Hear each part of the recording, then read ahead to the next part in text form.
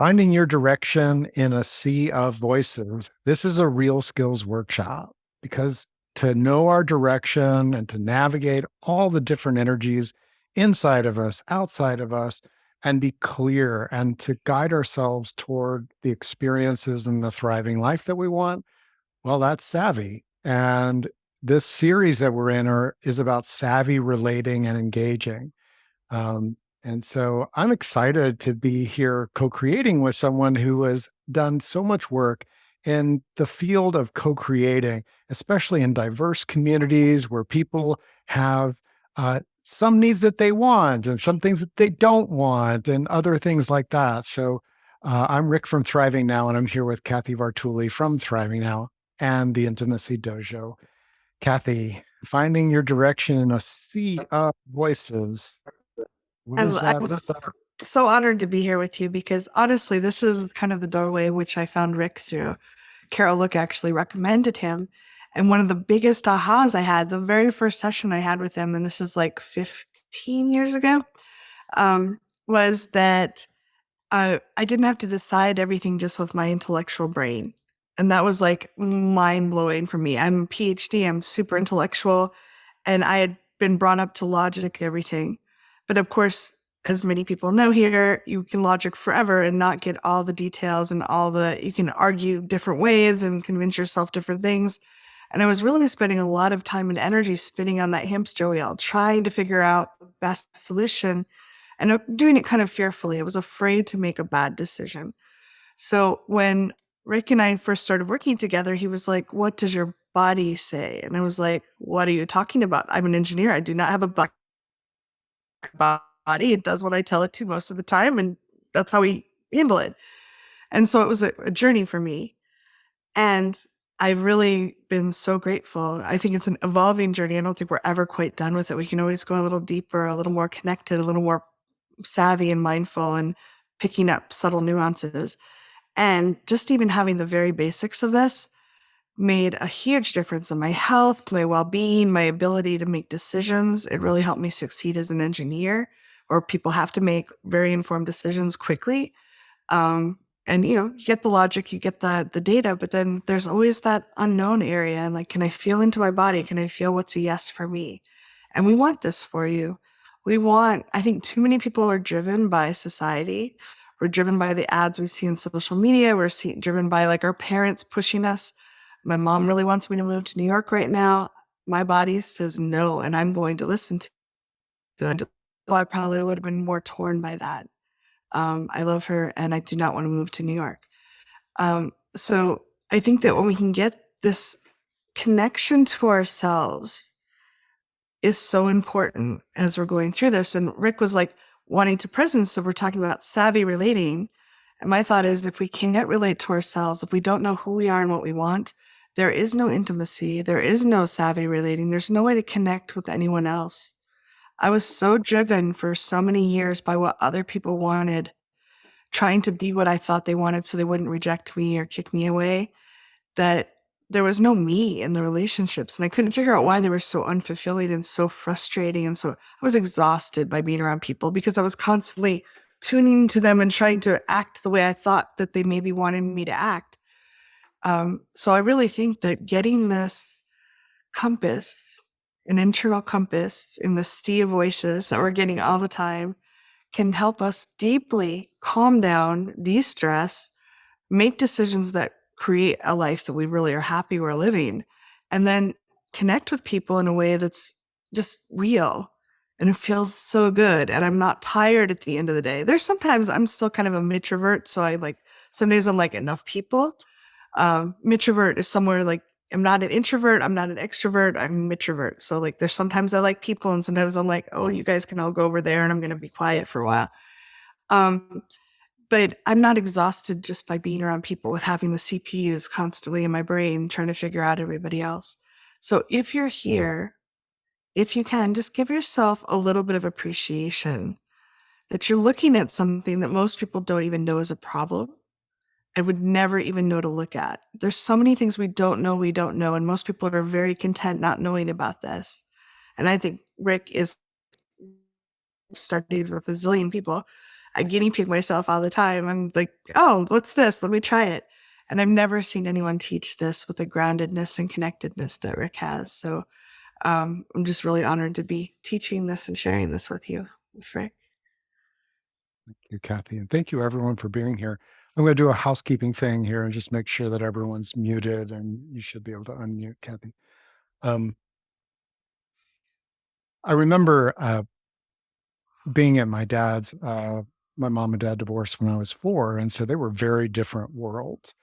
Um, and my logical brain, like you said, like trying to figure things out, um, school taught me to accentuate my smarts, to view things that somebody else has a standard and I'm trying to meet their standard or get an A plus, and that was a measure of success.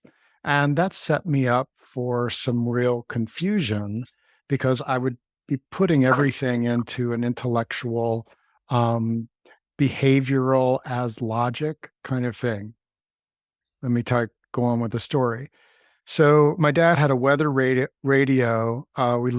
He lived on the Potomac Creek, which led into Potomac River and the Chesapeake Bay. And now most people have this radio in order to avoid being out on the water when things get rough. My dad's favorite words were small craft advisory warning. And so if small craft advisory warning came up, he'd listen to it to make sure it wasn't going to be like deadly. But he would then load us all into the sailboat and we would go out into the river. Now, logic and Wow. behavior is like, this makes no sense.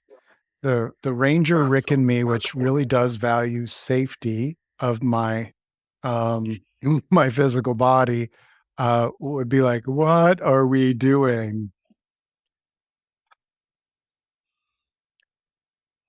When we I think the big breakthrough in understanding a lot of my life was to think in terms of what are the emotional needs. And inside of my father, I know he had been channeled into a very rigid kind of career of being a lawyer. He was a lawyer's son, and he was channeled that way. And there were some voices inside of him. He didn't want us to die. He didn't want to die, but he needed adventure. And so, in the midst of the emotional sea of needs and voices inside of him, he navigated that by activating adventure. So, like, I didn't actually understand that, but I believe that as a parent now, I want to be clear enough about what are some of the needs that I have. Like, I have a need to explore at times.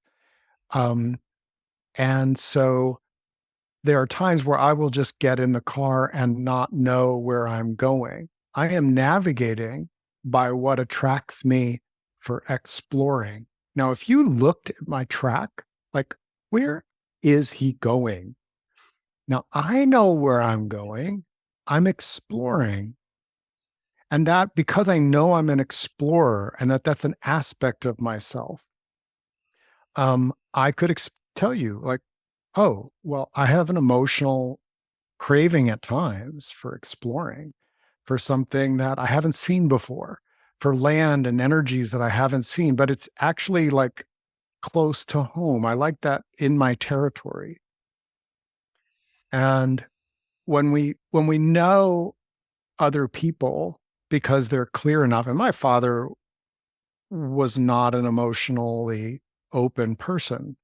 It took me, I had to develop this. And I appreciate that I'm not alone in that now, that people that want emotional freedom for themselves know, hey, there's a bunch of different aspects of myself. And sometimes they're really loud. And sometimes they're like, please, quietly, like, hey, could you maybe like give us some adventure? Things are feeling a little, um, that it gives us a way of being savvy and relating to each other.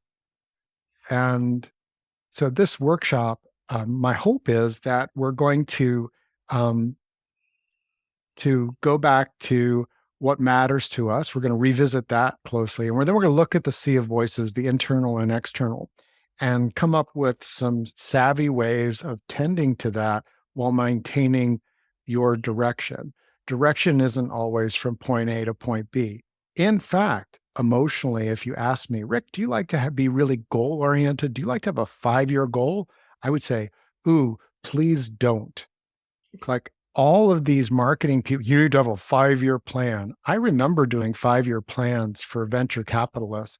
Honestly, I've never been in a company where over 5 years, the 5-year plan is anything other than like, ooh, what would we sort of like to do? I don't want that goal. For other people, having milestones like they're climbing Everest kind of thing is really grounding for them. It helps put almost everything else in their life in context. So, with all of those words, Kathy, where would you like to lead us on the what makes this important to me and how we can apply that here? I think one of the things that I'd like to start off with is identifying the voices that we're hearing, because I think until we identify where the winds are coming from, it's very hard to gauge which ones we want to pay attention to. And most people that have been on a few calls with us, someone just shared they'd write a 5-year plan for work right now, and it feels ridiculous. And again, different people want different things. There's nothing, we're not putting down people that want that, but when it doesn't fit for you, it's just like, I'm just making something up, pulling it out of my butt. It doesn't feel good. I like to have authenticity with my words. So if I say I'm going to go somewhere, I want to actually mean it.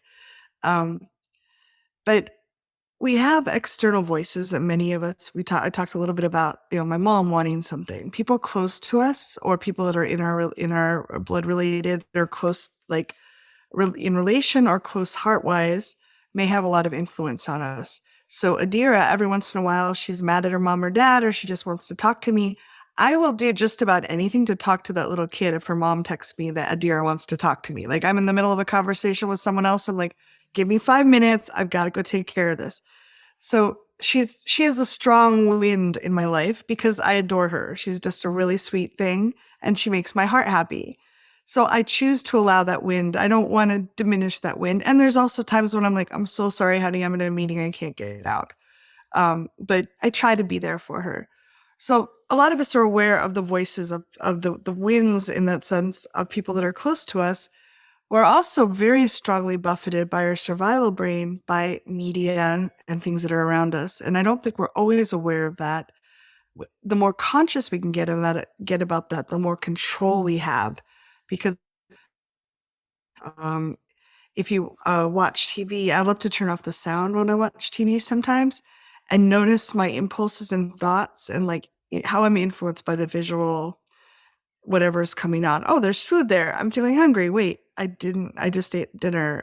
It looks yummy, but I'm not actually hungry. Or, oh, I do a lot about body image and how when they put people on, like it's gotten big right now that if your teeth are crooked or whatever, you're an evil person versus, wow, that's a very privileged thing. Like most people that don't have care for their teeth when they're young grew up poorer.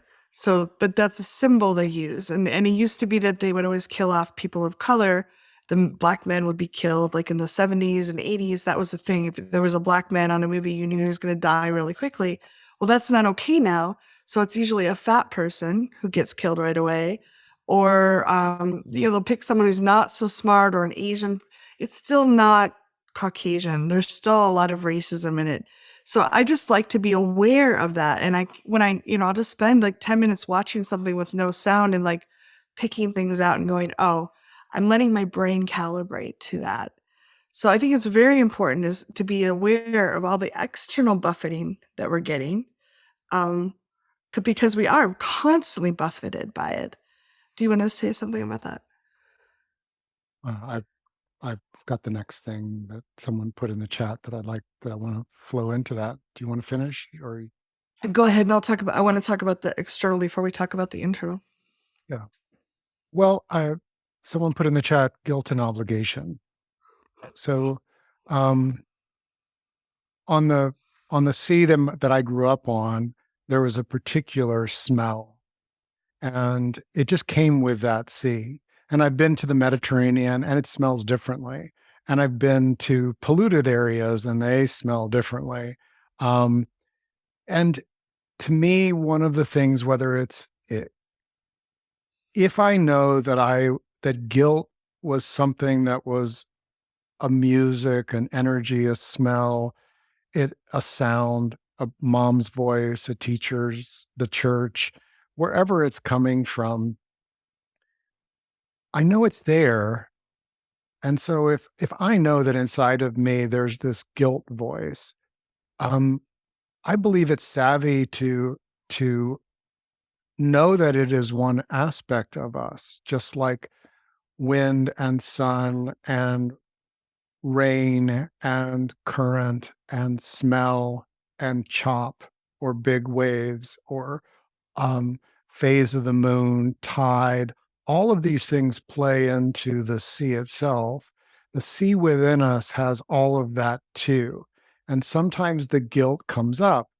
And in emotional work, we don't assume that the voice is valid or that it's the most important voice. That's part of this sea of voices. If I feel guilt, well, what am I guilty of? Oh, well, I'm guilty for not calling my mother. I feel guilty for not calling my mother. Um, it's savvy to say, is that actually my rule? Well, it may be their rule. It may be the rule that my grandmother had for my mother and her mother had for her. It may go back generations in my family that there was this rule that you're guilty of breaking. Obligation. Um, it's an assumed demand on your resource.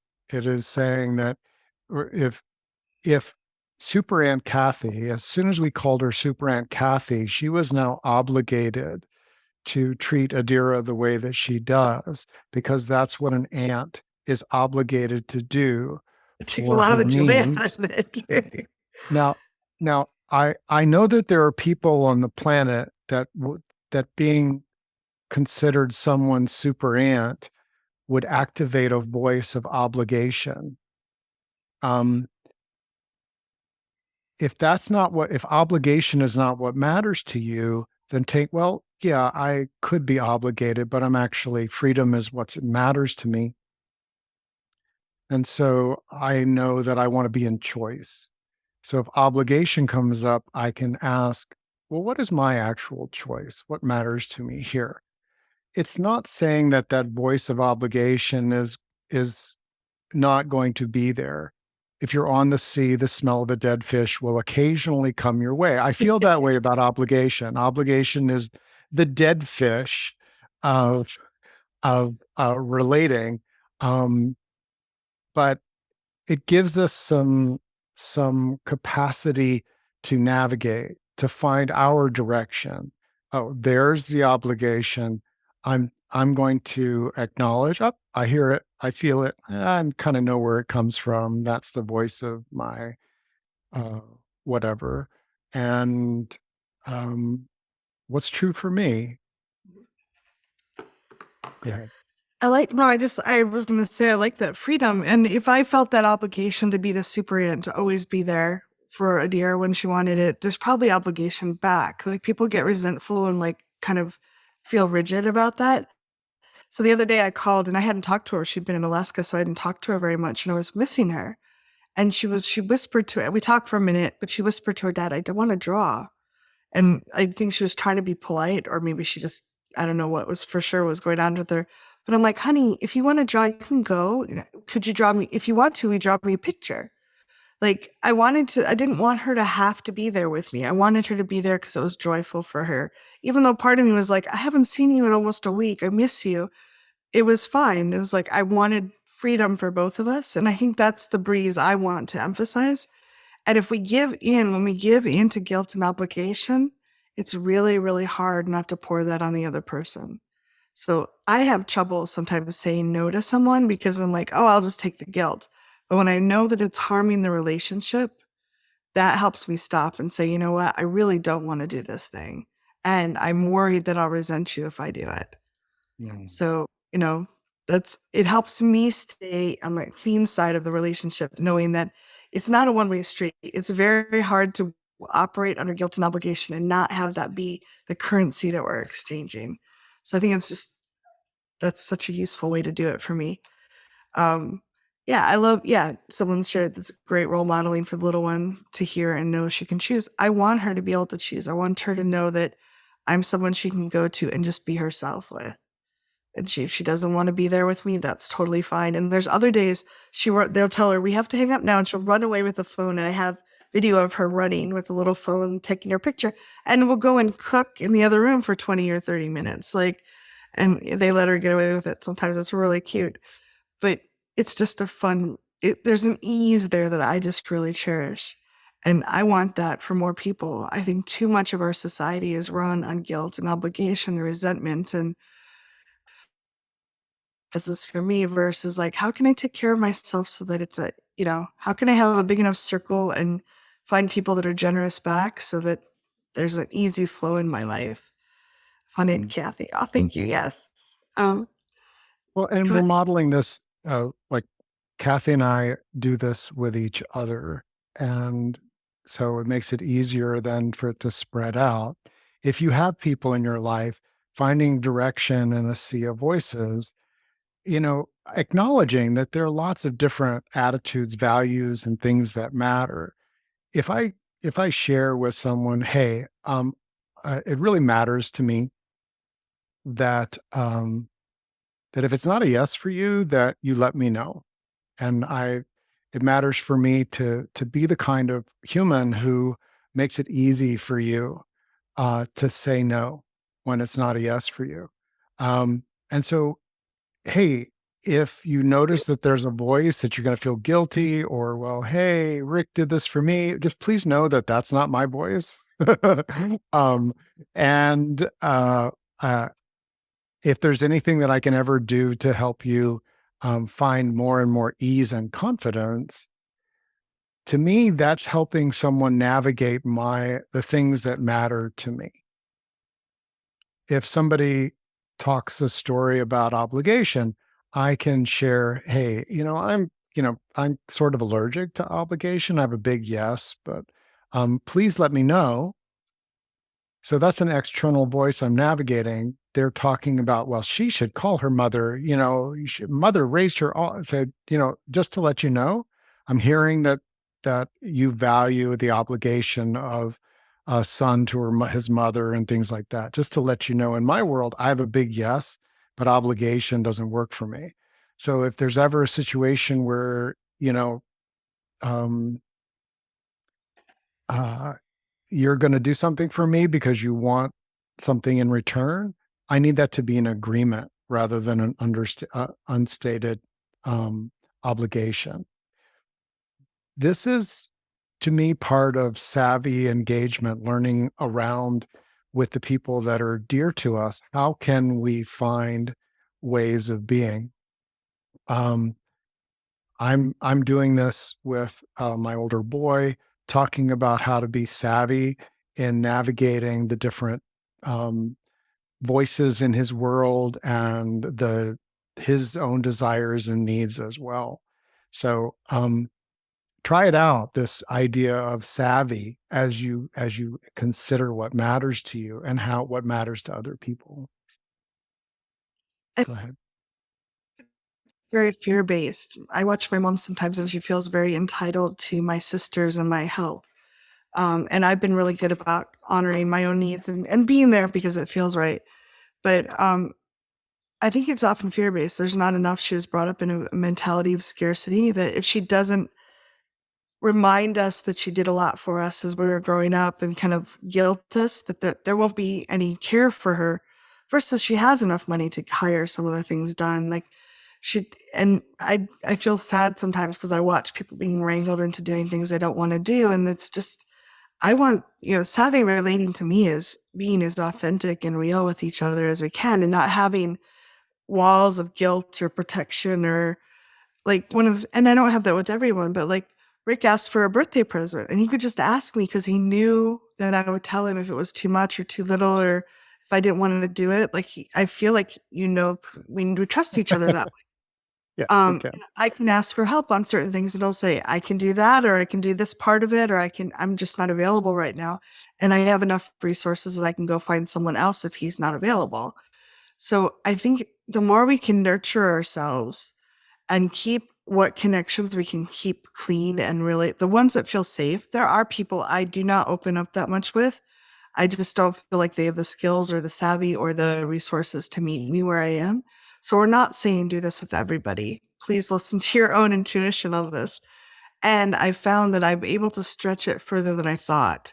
There are people that I didn't think I could do this with, and I was like scared about doing it, and I risked it a little bit. I started with baby steps, and I was surprised at how some of them reacted. Some of them reacted very negatively, and some were like, "Oh my god, I love that." And so I could deepen the relationships that met that. So if you can do baby tests and check to see who you want to go a little deeper with, you might be surprised that we make up our minds sometimes about who is safe and who isn't, and our minds are not always accurate. So sometimes little trial steps to see if they'll respond differently can be really useful. And I love someone shared in the chat that they had a nephew and they were watching the nephew in navigating the family and kind of setting boundaries for things that they'd have put up with as kids. There's a lot of dysfunction in our world, and we don't always see it because we're swimming. We're that fish in water, and it's like really hard to see the water because that's all there is. And then we see someone going, "No, I don't want to do that." And like, I didn't want to do that either. So thanks for sharing that. Should we talk about the internal now? Yeah, go ahead. Okay. So one of the things I think our society does very poorly is there's kind of a narrative that we have one choice or one impulse at any given time. And I see this all the time. They're like, like when people are talking about honoring your impulses. Well, sometimes like I want, like, I'm trying to do self-care, but like, I really want to shower and I also really want to go to bed. And I also really need about a half an hour of just watching TV or chilling. Those are all real wants and needs, and they're in conflict. They're not gonna, like, I can't necessarily do all of them if I'm going to get enough sleep for the next day or whatever energy I have left. And I think too often people are saying, well, just honor your needs. And it's like, but what if they're in conflict? And we're not saying we're going to be able to solve everything here, but we're going to give you some tips on it. And I think it's very important to identify this and acknowledge it, because if it's not normalized, we can, like, I remember first talking to people and was like, well, what do you really need right now? And I'm like, but I need all these things. Like, I don't know how to decide. Um, and I felt a little crazy because no one was really saying, hey, we can have conflicting needs at any given moment. We can have impulses that are very different. So my survival brain is very afraid. My body had been in a lot of pain for a while, so movement hurt for months. And so my survival brain thinks movement's going to hurt, and yet I'm not hurting anymore and I want to get back in shape. So I've been wanting to work out. So I have fears that are coming up and historical, like, oh, this hurt before, or I needed this before, versus what do I need right now? So the more we can be, again, I talked about earlier about like we get more aware of the subtle nuances that are going on. So if we notice a bunch of like, I want to do this, and we're feeling like kind of torn by that, if you can just take a breath for a minute. This is one of the things I'm learning to do, and I'm practicing it to try to anchor it, is like, okay, I'm feeling all these things. Things are present, current right now, and which are old things, which are things that are like, so for example, I've been missing my grandfather for some reason a lot lately. He died over 20 years ago, but he would always get us Breyer's ice cream. That was just the thing he did. And so it was a special treat we had with him. And I wanted it so bad last night because I wanted to feel connection to him. It wasn't anything about now. My body wasn't particularly craving ice cream, but I wanted the connection I remembered. So unfortunately, I could not procure any, but it actually was good in a way because it helped me like be with, oh, I just really want to be connected with him. Can I do that without the ice cream? Can I just be with, oh, I'm missing him. I wish I could call and share some of the things that are going on in my life right now. So if we can dig down a little bit beneath those top impulses, And especially if we can identify what is old versus what is now. Like I family often didn't have, they were very poor. There wasn't a lot of food in the refrigerator. So there's an impulse to keep the refrigerator full all the time. But I live in San Jose where we can get anything short of monkey brains delivered 24/7. I don't really have that same need to do that. So if we can separate now versus then, am I saying that clearly, Rick? Well, it yes. And to me, um,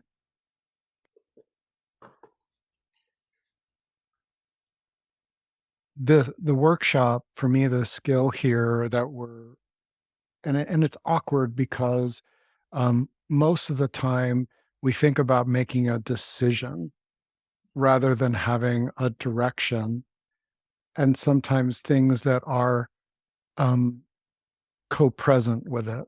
So someone talked about um, they judge themselves as really sucking at setting a boundary to let them know I was out of steam and needed them to leave. I just suffered through for hours until they decided to leave on their own. They were not taking the hints. Um, from a from a binary view, it can be I have this rising need in me that I'm aware of I'm tired. My energy is this. Um, and that can be a part of us. But why do we often find it hard to set boundaries with family? Someone else acknowledged finding it hard to set a boundary. Well, a boundary, imagine this. I need you guys to, I'm exhausted. I need you to leave. Now, that is setting a boundary to me. It is saying, I have reached the edge of my rope and I need you to leave. There are no other options. This is not open for discussion. There's nothing else active other than this immediate thing. It's sort of like my equivalent of the room is on fire. We must leave. There's no other choice. Boundaries, um, I believe that we put a lot of things into boundaries, which could go into another category like what we're doing right now. A part of me is just so, hey guys, just I want to let you know there's a couple of different things going on for me as the host of the space. One is I'm really tired. I can just my physical body, I'm having a hard time even hearing, listening. A part of me just wants to go and lie down, and another one knows that this is a time you all are here. You're my family. I love you. I don't want you to feel like um, whatever. And I'm also like unsure what to do next. So I would love to hear from you all what feels right to you. Is it feeling time for any of you to make an exit? Do you want me to is it okay if I go off to the bedroom without any hurt feelings?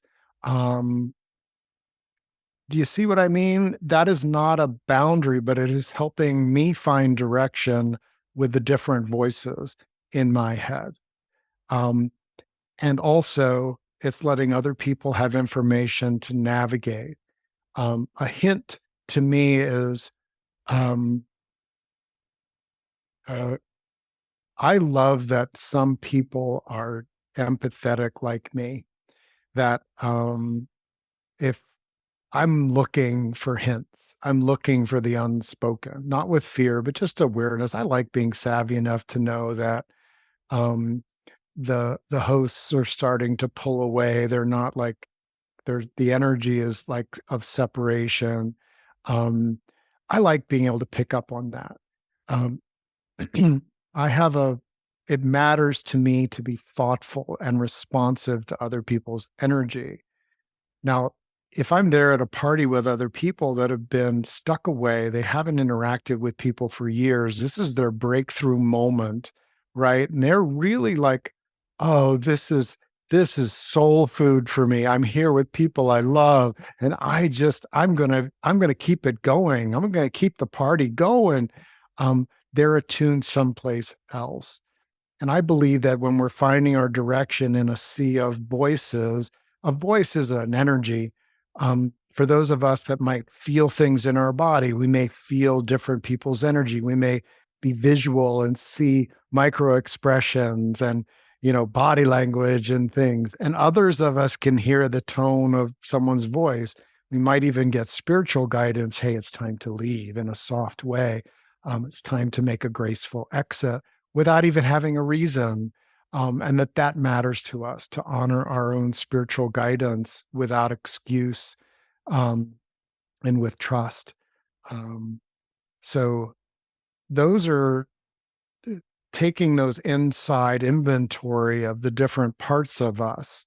Um, and trauma has a tendency for things to fall into, well, it's bumping against a trauma. So it feels like I should be setting a boundary. Whereas, okay, that's a part of me. What else is active here? Oh, I I'm think some afraid. I'm afraid of what my family dysregulates unless you let them stay as long as they want. I've seen this a dozen times in recent-ish history, that, oh, yeah, so finding direction with the family may be that, "No, I we don't meet at my house." Um, it might be that we don't meet at the house, or if we choose to, like, there's been times where I've really sucked it up but I knew I was going to do it beforehand. Like I had chosen that path because it was the most easy for, or was the most expedient or whatever. But there was a choice in it that I could have said, no, I don't want to meet there. And I do find that um, sharing the conflict inside of me or the different needs, it really helps people feel less judged. So if I just said, I'm tired, I need y'all to leave, that's setting a boundary, but it can feel really cold to some people, like, oh, they're just kicking me out, versus like, hey, I am having the best time. I have missed you guys so much. And part of me really wants to push my body. And I've been really struggling with right now. I'm fading fast. So I'm wondering if, like, I would love to see you again soon. Can we find a different time? But I need to wrap the evening up. It comes across a little gentler. Now, with some people, they'll use that as a way to push, that they'll hear that as ammunition you can use against the person. So I'm selective on who I share it with. But I do find that it can build a deeper relationship, and it role models for other people. They can have conflicting needs too, and they can start articulating like, oh, I would really like this, but not this part of it. I think a lot of us were brought up with very rigid. We have to choose one thing and stick with it. We can't change our mind. We can't have different needs later. And I want to be in a world where people can say, I thought this would be great, but this isn't working for me right now. Or, I thought I wanted Chinese food, but, I'm really realizing I want Italian. Can we change our minds? And I think there's an intimacy. This is an engineering thing, but when we touch where we really are versus where we think we'll be. So like if you have a circle, there's a tangent to the circle. And often we think we're going to be over here. We project where we're going to be versus like, can we be with each other in the moment as it changes? And like, if the curve changes, then we're in a different place. And if we can dance like contact improv, changing with the moment with each other, there's an intimacy. And for non engineers, maybe that doesn't make sense to you, but there's an intimacy in being where you are as you are with the person you're with, and just kind of acknowledging and accepting that with each other. And that, I think, is very savvy relating when you're with people that want to dance with you. So we can't just change how many internal voices we have. The more I cleared old traumas, the more there was quieter in my head. Like there weren't so many competing things and fearful things, but there's still often many. And I think that people that tend to come to these calls tend to be creative, intelligent, people with, that we might have 5 or 10 or 20 different things we'd like to do at any given moment. And so we want to get into a little bit of the savvy as we're going to go for a break in a few minutes, but I wonder if we can just do some tapping on the different. I think sometimes there's a frustration for me, or like, why are there so many? Is there something wrong with me that there's so many different things I want to do or am pulled to do? Wondering if that feels like it would be good to tap on. yeah, the ecosystem of us with all the Yeah, different. karate chop. even though my ecosystem is sometimes pretty noisy. Even though my ecosystem is sometimes pretty noisy. There's all the noise from outside. Mm. There's all the noise from outside. And then inside's pretty noisy too. And inside's pretty noisy too. And I can't just go hide in my bedroom because the voices in my head go with me. I can't just go hide in my bedroom because the voices in me go with me. Top of the head. There's a lot of different things I want to do at any moment. There's a lot of different things I want to do at any moment. Eyebrow, and some of them are in conflict. And some of them seem to be in conflict. Under the eye, can't do all of them. I cannot do all of them. Under the eye, and I feel pulled in a lot of different directions. And I can feel pulled in a lot of different directions. Under the nose, what if I took a breath? What if I took a breath Let them be and for a moment. let them be for a moment? Collarbone, they're not going to go away. Hey, they have proven they are not going to go away. Under the arm, and I don't have to jump at every voice I hear. And I do not have to jump at every voice I hear. Top of the head, for a long time, I jumped at the loudest. For a long time, I jumped at the loudest, most Eyebrow, fearful, or the one, yeah, or maybe. the most fearful. Cough up that furball. I would Most be fearful pressured by people that love me the most. and pressured by people who love me the most. Under the eye, I knew what buttons to push. And definitely knew what buttons to push. Under the nose, that's a lot about attachment. That's a lot about attachment Chin, and who I felt most insecure with. and who I felt most insecure with. Collarbone, I'd like to have a secure attachment with myself. I want to have a secure attachment with myself Under the arm, and a secure attachment with those that most influence me. and a secure attachment with those that most influence me in a Top of the head. thriving way. Top of the head. So maybe I can just breathe and be with these emotions So maybe I can just breathe and be with these emotions and know I'm okay. and know I'm okay. Just take a Mm. breath. I think sometimes just accepting them and hearing them, being present with them, it can help give us clarity because often when we're just breathing with them, it's a lot easier to distinguish, oh, this is something about when I was a child and didn't have enough of this, or this is about a sadness I'm feeling or an anger I'm feeling about something else.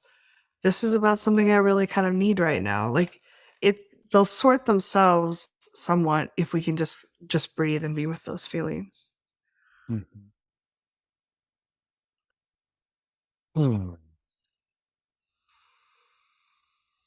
I am almost to day 1,000 of my morning mile, and I'm fortunate to have trails around here that have very different undulations, different vibes, different energies. Um, there is a quality when we go out into the world to go for a walk, even.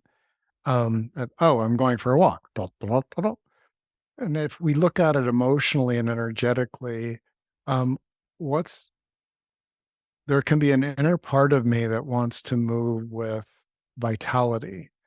There may be a part of me that wants to feel my heart rate go up.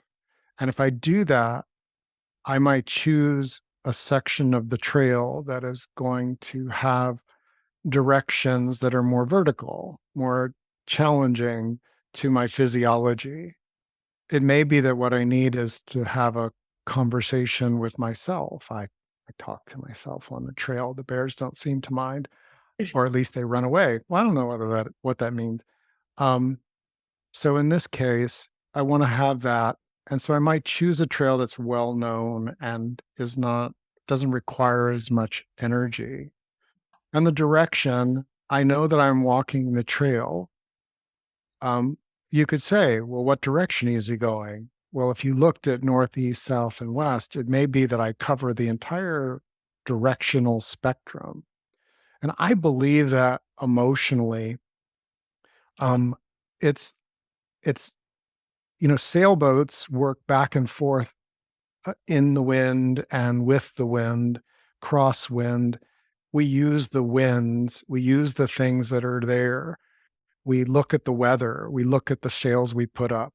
Um, Within myself, yesterday there was a birthday party. It was going to be right after the circle call. I could have, if I really was right for me to be there with my family, I could have rescheduled the circle call. I have the freedom to do that. And as I felt that desire to go with them and my desire to be with my circle in a sharing circle, um, I chose, because I do put a lot of energy in my with my family. Um, I chose that opportunity to be there. And it was set up that like I would text afterwards. Inside of me was a part of me wanted to just like decide no. But then there was also a part of me that wanted to keep it open and see what the energy was. And so the next yes, finding our direction internally often is about what's my next yes? What's my yes for now? To use Kathy's, where am I now? And I thought I'd be in a certain place after the circle call. But I was actually in a very like savoring, sedate, kind of wanting my solitude. But I also, at the same time, there was a voice with me like, man, you are so craving connection with people and they're wonderful people. And it's a birthday party and Jem made a cake that you love. You know, and when I texted, what happened was it had started to rain and people were moving inside. And I started feeling like, okay, instead of it being an outdoor event, they have a really sweet property. It was going to be an indoor event. And then shortly after, it's like, it's really hot in here. There's a fan, but, and then I felt like, oh, savvy relating with those parts of me allows me to take a journey where you're tacking and maybe turning around or changing direction or finding something that is more true and right now and now and now. Um, is there a part of me that also said, well, oh, damn it, I really wanted to go and be with people? Yes. And I tapped just a few times on that, like, yeah, I wish it had worked out so that that was my yes. And what's my yes now? And so I went to my next yes. Um, that, as we're looking at having different parts of us that are going to be active, whether they are in conflict or they are possibilities that choosing one really does take us in a different direction, an experience, than choosing the other. As Kathy and I prepared for our workshop, there was that sense of balance. And I think that's what I'd like to, after we take our 7-minute break here, to come back to what does it mean when you do definitely have like inner critic and um, other voices which are loud or needs which are profound. And some, I know I have needs that are profoundly important. If I don't meet those needs, then I really do suffer. Um, if you're if you have that, how do you maintain balance? How do you find directional balance within the sea of stuff? And I also want to touch on the external, the social aspects, because I know that it's just looking around at people, there's a lot of co-creative people here. And I want to experience more artistry in our community and in the world. And part of Sea of Voices is which ones do you actually choose not to give energy to? And how do we do some of that? Does that sound good to you, I want Kathy? to ask, it sounds great. I just want to fill in about attachment theory. If that's okay, just take a minute. So I like to use a kitten as an analogy because cats are pretty self-sufficient. So, attachment theory is a growing theory, and it's very useful, I think. So, a kitten that's securely attached will go and play or come back, and it knows its needs are going to get met. It's not like constantly watching its human or its mom. It's like, oh, the world is pretty safe and good. I get what I need most of the time. An insecurely attached kitten is going to cling to you constantly. It's afraid you're going to go away or what it needs is going to go away. So it's going to be constantly paying attention to you. It's very anxious. It's like, where are you going? What are you doing now? Are you mad at me now? I lived my life partly that way. And an avoidant attachment is a kitten that hisses and spits at you all the time because it's learned that being connected doesn't feel good, that people overpower it, overwhelm it. My mother does this to her cat sometimes. She'll pick it up and it's obviously doesn't want to be held. And she's like, I'm going to hold you because I feed you. And she's petting it. And it's like, that's an avoidant attachment. There's also, which an additional one, which is different people call it different ways, but it's like a mixture of avoidant and anxious. So someone who really craves attention, they want to get close, but then they get scared and they run away. So many of us can resonate with parts of ourselves or other people we know that might be like that. But I think knowing the attachment theory is really useful. I am trying very hard to learn to be securely attached to myself because we learn patterns when we treat ourselves the way we were brought up. So I will sometimes lob a lot of attention on myself when I want it or not. And then there are other times when I'm like, oh, you're too much work. I'm going to push you away. So I am trying to be more regulated. And we'll talk about balance, finding good ways to not overwhelm or avoid, but to actually be present and figure out a good balance with ourselves so that most of our important needs are getting met and we feel seen and heard. And for me, that's working really well as a way to balance myself with my self-care, if that makes sense. So secure attachment with love. I trust myself to pay attention and to be there most of the time. So hopefully that'll help. And yeah. Okay, we're going to take a 7-minute break. It's an integration break. And it's an opportunity for you to listen to what's right for you. If you're listening to the recording, hi. Thank you for being with us. I'll encourage you to take a break here too, and we'll be back in 7 minutes. Welcome back. Finding your direction in a sea of voices. And we've touched on many different aspects of this. And one of the notions around direction to me is that when I look at the arc of things and the ecosystem of things that matter to me, I want to visit those. Like, if you think about energetically, like, oh, solitude, precious, solitude and silence.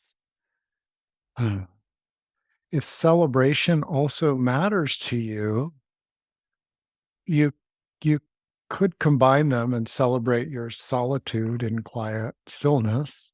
But if co-creating and celebrating as a community is something that matters to you, um, that's a bit of a different energetic direction. And so when we talk about balance, we're not necessarily talking about a teeter-totter. We're talking about when you feel into the emotional world that you want, that's thriving for you, your direction, your thriving ecosystem.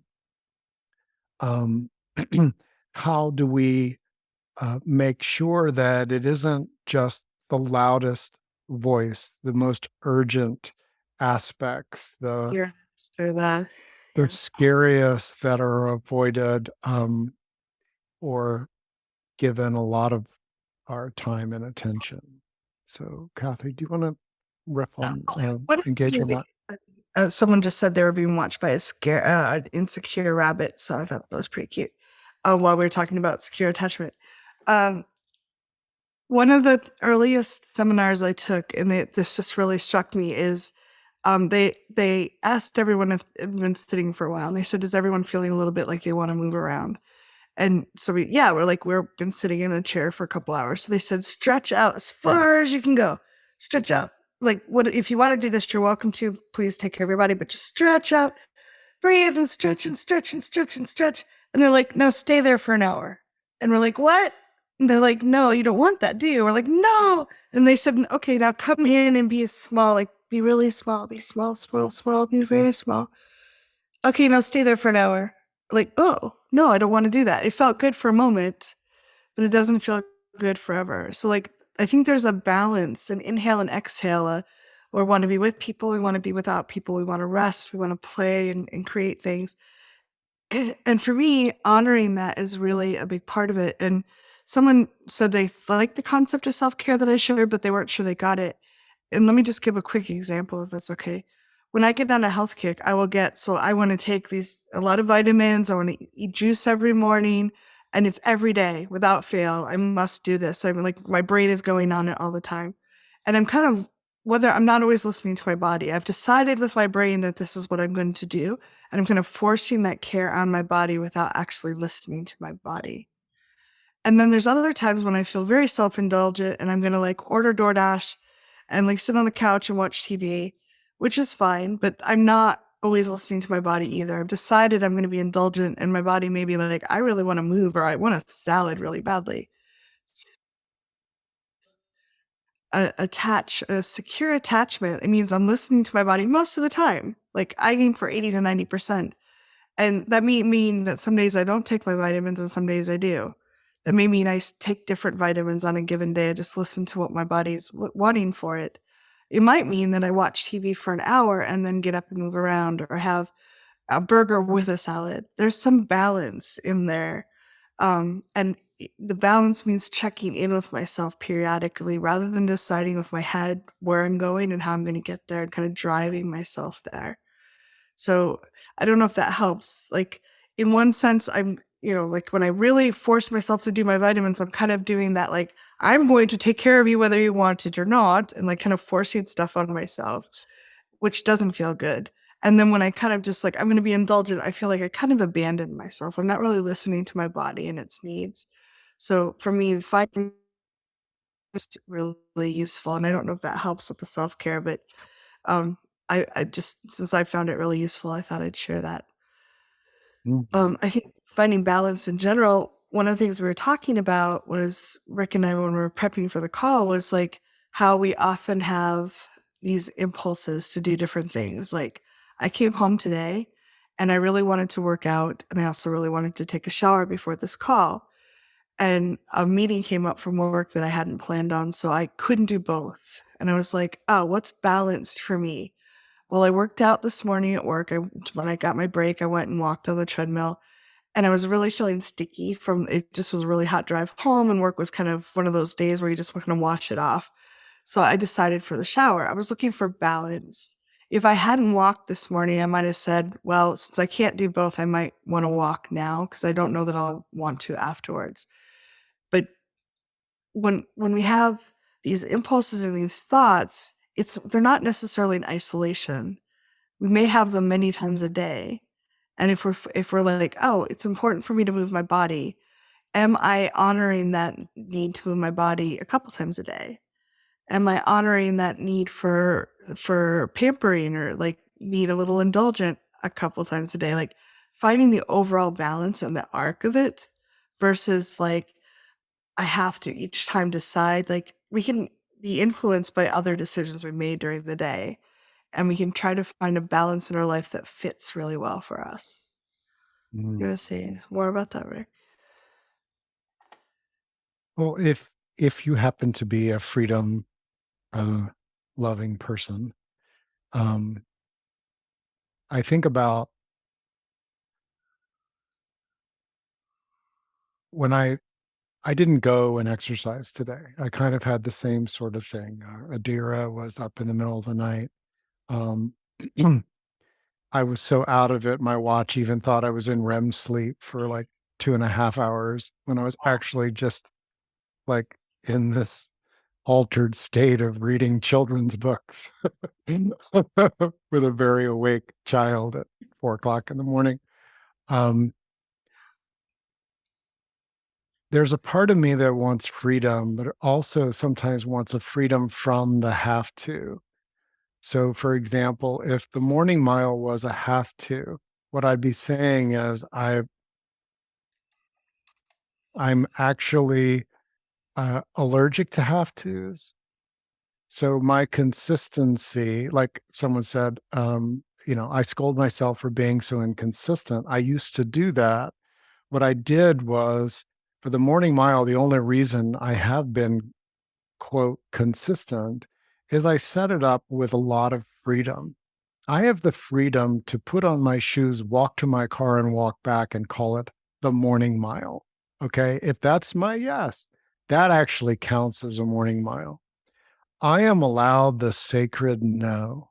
The sacred no, I have the freedom to say no to something that's really important to me today as a sacred no. And that's what it was today. My body, part of me really wanted that movement. Part of me loves the consistency. And a part of me was saying, what really matters to you is the chi that you have right now. If you go to the gym, it didn't feel right to go and walk in the rain and the thunder. Um, if I went to the gym, I was going to use up chi that is here for us and me for this call. And so I said I have the freedom to give a sacred no to my morning mile today. And without it being a violation of it actually is staying true to that part of me which wants to structure my life so that I'm free from have tos as much as possible. And I'm free to make choices that are right for me, even as they are modified. Because I have mapped out on a piece of paper, and I often do this, you know, and refresh it. Um, the things that are a part of my ecosystem. COVID, for example, really took me out of like an essential nutrient for me was celebrating in community at dance, and a sacred a nutrient was doing contact improv, which lets me physically express myself spontaneously with and influenced with others. Um, Coming back into those, I'm aware that they're profound inside of me. They're a voice, they're a craving, they're a lot. I can actually hold that truth and also know that my lifestyle right now, that there's some things related to family and tending to my family's future, which actually get a lot more of a attention. For me, balance includes holding the desire for something that isn't there and being able to hold it with, I like this about myself. I'm looking for ways of doing that. Um, and what was interesting, I believe that when we're in a place where we can not be hitting ourselves for, oh, I can't believe my life doesn't, I don't get to do that, or I don't have that person in my life or someone to do this with. If we, that's alive in me, what can often happen is it starts to other ways of getting the need or aspects of the need met can come forward. Emotional freedom says to me that if I have an idea of how a particular need is met, that can influence me. But there's adaptations and other things which are not in denial of something that's dear and precious to me. There are other ways of hitting the same notes. So the birthday present that Kathy's getting me is this kind of bone conduction headset, which helps with my hearing, but it doesn't have this. And but I wore this down to try out the idea. I wore this downstairs the other day, and I was cleaning the kitchen and I was singing songs that I wanted, but nobody else could hear it. And my kids are, eating breakfast and they're kind of looking at me like this. And then there was this song came on and I just started dancing and singing to it. And they saw I not really done that. I, they couldn't hear what I was singing to. And they started moving. And that was a contact improv and singing. And just that moment, you could probably tell my vibe changed just from having that one little simple minute and a half. Um, how what led me to do that? It wasn't trying to solve a problem or try to meet a need. It was like holding the space of all the needs met and unmet and allowing my creativity and co-creativity to come up, mentioning it to my partner, mentioning um, not just mentioning it, but being clear how precious it is. Being witnessed by Kathy and Jem, that it changes me when I get to dance. And by carrying their affirmation, it allowed me to direct it in different ways. Our next plan is that we're going to have a family dance party where you know, Adira will be listening to Daniel Tiger probably or Coco Melon, and Emerald will be listening to what's his name, um, Franti, and I'll probably be listening to some Latin music, and I don't know what Jem's going to be listening to. And we're all going to have our own headsets on, and we're going to have a family dance party with four different musics going on. Um, so what is that? Um, I think if I can just, it go sounds to me like go for it. together, a lot of what we've talked about is that if we can be present with all of our different needs, if we can, a lot of times there's judgment or we shouldn't feel this way or we should be more clear versus can I just breathe and be with all the different things that I want and honor them all as being valid and noticing which ones come from inside me in a way I want to pay attention to? That builds a muscle and it also lets us be more creative and find a solution that might not have existed in our world before that. I love that you were modeling for the kids. You can just sing and dance. And um, one of the questions we talked about, we wanted to emphasize here is when we notice different impulses in our or different wants or needs, a good question is, what makes this important to me? So, being expressive and alive and singing and dancing, that feels very important to Rick, and that's wonderful. Like me starting to get moving again after hurting my knee, that feels very important to me. Um, but asking what is it that makes it important to me? Is it that social media will be happy with me, or my mother is not going to be mad at me, or my cat's going to be happy with me? Those are not necessarily bad things, but I think when we identify, we dig down a little bit deeper and we look at what's the impulse behind that. And it helps me for when I look at other people too. My mother keeps asking me to move to New York, and I know it's a no for me, and I'm calm about that. So it lets me not be so reactive, and I can go, oh, I'm noticing that she probably misses me. She wishes I was closer, and it would be very convenient if I was close to her to help her with all the tasks that she creates for herself that I don't want to do. And so when she tells me, just kind of being with the full truth as I perceive it in a calm way, when she says, I would, are you going to move to New York? I can say, I love you too, mom. And I like spending time with you sometimes, and I'm not going to move to New York. So I can kind of talk to some of the things behind the scenes. I don't have to bring up to the fact that she creates a zillion tasks for herself and wants minions to help that I don't want to help with. I'll help with the things I view as important. But I think it lets us be more balanced in our just like I feel calmly balanced when she brings it up. And like the fourth or fifth time in a conversation, I might feel a little annoyed, but it's like, yeah, you miss me and you wish I was closer. Okay, I get that. So asking why it's important to you, and also when someone pushes something, I love that when someone keeps pushing something I don't want to do, I'm like, why is it important to you that I say yes to this? And that can kind of stop them sometimes. Their reasons aren't very publicly friendly. Like they may not want to share them. Or they might realize that they're being pushy without, maybe they'd never realized they're being pushy about it. Because sometimes we get on a roll. I'll get excited about something and like, let's go do this thing and not really pay attention to other people. So asking why it's important internally and externally can be a really good balancing act. With our time remaining, I want to talk about um, the external voices in particular and what they can do with us as well. Um, yeah, I shared in one of the email invitations about um, if you want to grow your business, you're probably going to attune to people that are marketing oriented, and that is quite the spectrum. You have people that um, take their own very assertive way.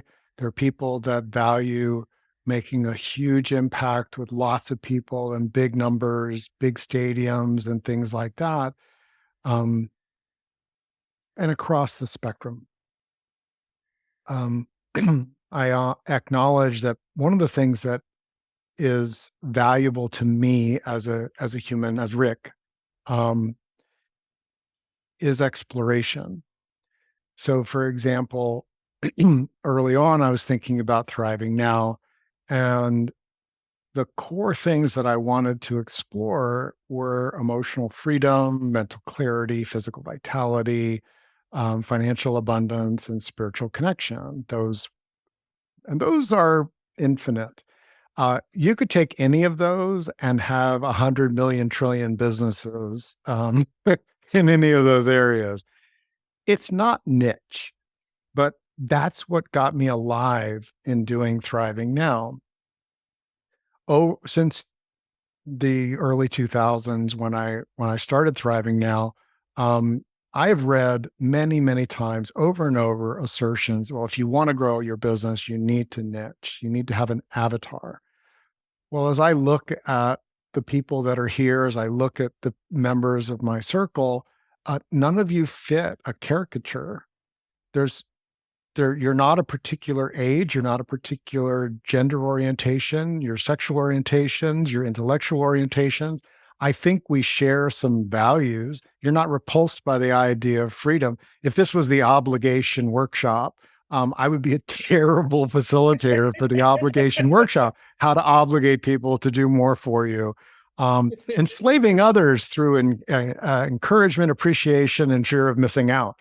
Um, like we know, for example, that in marketing, scarcity is a trigger for humans. Fear of missing out is a trigger. When I read that, I go, yes, and that is so wrong for me. Now, there's a sea of voices out there that can teach and will assert that if you don't use scarcity, you're not going to be as successful as if you do. What do I do with that information? Well, one is I have to come back to within me, there is a very strong voice. I want to live in a world of abundance, generosity, and inclusion. And so something that really is not any of those um, can't resonate with me. And so that helps me filter out a lot of the messengers and the way that they spin it. And then there's a reality that I know myself, hey, there's a Labor Day sale going on. Get this now. Well, 20% off. Okay. Um, when people talk about FOMO, I actually want to inoculate everyone around me as much as possible so that FOMO isn't fear of missing out is not how they make their decisions. I, I, because I don't, I I fear of missing out to me, my experience of FOMO is it's coming from my primitive brain and it's I better grab it now. It'll never happen again. I have to go for this opportunity. Opportunity only knocks once. No, it is tapping and annoying. I have so many opportunities. Um, you do too. And opportunities that so in essence, if you if you value freedom, something that tells you, well, you have to do it this way or else, you can pretty much filter out. It is it is an ill wind from my view. Um, there may be something in there that gives you clarity. Um, I believe that contrast, when I've had somebody be really assertive that, well, if you really want to make an impact, this is what you have to do. Um, the process of finding my own voice, my own direction often gives me something that, no, they're not going to agree with. They're not going to look at it and say, yeah, do that. Um, but that's one of the unique things I believe about Thriving Now, and the way that Kathy and I have structured the we space of it is that we want to feel what your yes is and support you in that. Um, I have clients who live in a culture where obligation is foundational. And so for them, what they say is, they've chosen to say, I can feel the structure, the steel, the structural energy and the obligations that bind us. And while there's a part of me that wants to be free, I can express my freedom in other ways without necessarily going outside these core obligations that I have. Um, and and that is can be finding our direction in a way that is quite different. um, so We have a and request to take one one. one more quick thing. Sea of voices. Uh, Anytime my dad took us out on the boat, um, there was a chance of getting wet and chance of waves coming over and other stuff. Um, I believe if we're going to be savvy and relating and engaging, with any other human, one or more, much less one or a million, that there's going to be voices, and those voices are going to be across a spectrum of things, um, affirming. Um, you may have like there are voices of people that try to, that have like put us on a pedestal. Um, that's not a voice that we are guided by. That doesn't nourish us. We want people to like, you know, putting someone on a pedestal is not a voice that I use to guide me. Um, I understand, but it's not. And so I believe that tapping and this work of keeping coming back to ourselves can allow us to be out there doing things, expanding our zone of engagement so that we're reaching the size, right distance, right depth with the people that matter to us, um, and allowing them to have their own vantage points. Uh, Without it knocking us off our direction, even if we have to navigate a little differently. Yeah, I think that's Closing beautiful. Um, words? Yeah. so someone asked about tapping on so many opportunities. Maybe we can do an email with a video or something on that because we want to wrap it up. I do think that sometimes FOMO can be useful. I just want to give a little bit of a counter. I don't use it much for marketing. I don't like say if you don't get in this class, you're gonna suffer forever and you're gonna just your wife will leave you and your dog will leave you and your house will burn down. I know there is something one of my things is I don't want to wake up at the end of my life and say, where did it go? So I think FOMO in the sense of contrast, do I want this or this, can be very useful for ourselves to help decide what's important. So I'm not saying there's only one road to Rome. I never say that in my marketing. I always say if this resonates with you, please join in. But I do say, do you want to continue on the path you're on, or would you like to shift it? Because that can help people wake up. And I do think there's many people that fish in water, not noticing the water. We can be swimming along and not realizing that things are just kind of in inertia. So I do think there is time on FOMO, like the contrast principle, this or this can be useful. So I don't want to write that off completely. And I just wanted to kind of put that in. So, I have a 10% FOMO thing I use. And when I do email marketing and stuff is like, hey, I don't care how you do it. if do what resonates with you. But if you want to see a change, please notice what's important to you and please start building that muscle in baby steps. You're getting help to do that. So I just want to invite that in, just kind of weave that into the swirl of everything here. Thank you. Um, I call that acknowledging the elephant of missing out and feeling like you're not thriving.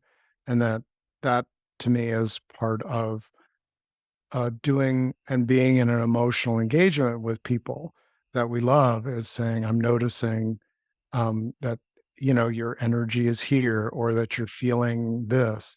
Um, is it right for you to make a shift, a change?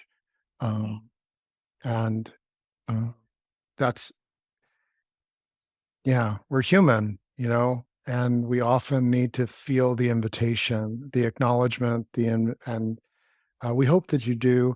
In our next month, we're going to be talking about uh,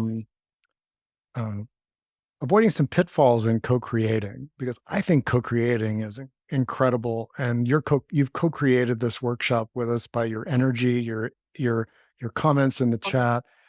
We invite you to continue that if things come up. There are some people that after they watch the workshop, they give us some feedback, and it is so nourishing. And that's their yes.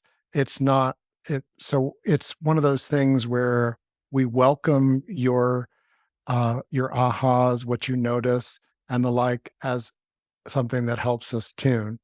In our next two, we're going to be exploring the pitfalls in co-creating that can come up, as well as, not too close, not too far, finding the sweet spot, the just right, um, uh, right distance, right depth, and those will be our two workshops in the next month.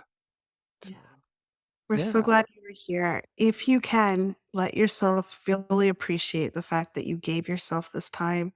You explored topics that are not really comfortable. They're not, is outside of some people's comfort zone or knowledge zones. The fact that you were here and let yourself explore that discomfort and explore different ideas, it gives you a lot more a firm foundation to stand on, and that will let you connect with other people. These are little baby steps and little bits of information building up the muscles that can make a huge difference in your world. And I'm just really honored that you were here and that you're making a world I want to live in. So thank you Mhm. for that. Thank you all. Until next time. Bye.